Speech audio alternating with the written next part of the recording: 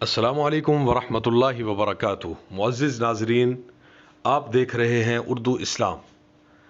حضرت حکیم بن حزام رضی اللہ تعالی عنہ سے روایت ہے کہ میں نے حضرت صلی اللہ علیہ وآلہ وسلم سے کچھ روپیہ مانگا۔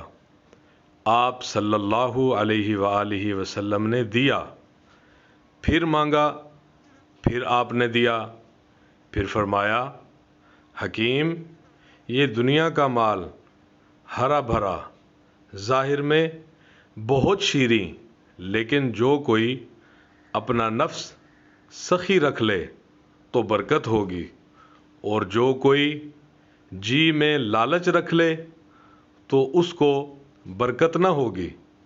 اس کا حال اس شخص کا سا ہوگا جو کھائے اور سیر نہ ہو، اور دینے والا ہاتھ لینے والے ہاتھ سے بہتر ہے۔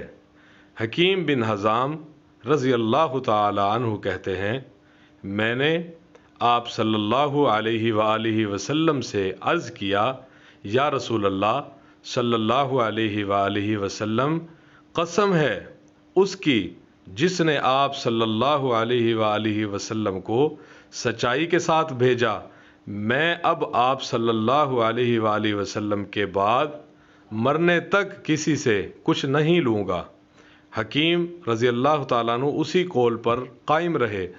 حضرت ابوبکر صدیق رضی اللہ تعالیٰ عنہ نے اپنی خلافت میں حکیم رضی اللہ تعالیٰ عنہ کو ان کا معمول دینے کے لیے بلاتے تو وہ نہ لیتے۔ پھر حضرت عمر نے بھی اپنی خلافت میں ان کو ان کا حصہ دینے کے لیے بلایا، انہوں نے لینے سے انکار کیا۔ آخر میں حضرت عمر رضی اللہ تعالیٰ عنہ نے لوگوں سے کہا، تم گواہ رہنا مسلمانوں، میں حکیم رضی اللہ تعالیٰ عنہ کو ملک کی آمدنی میں سے ان کا حصہ دے رہا ہوں، مگر وہ لینے سے انکار کر رہے ہیں۔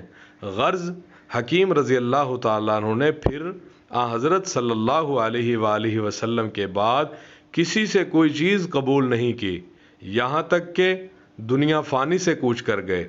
بخاری جلد اول کتاب الزکاة حدیث نمبر 1387۔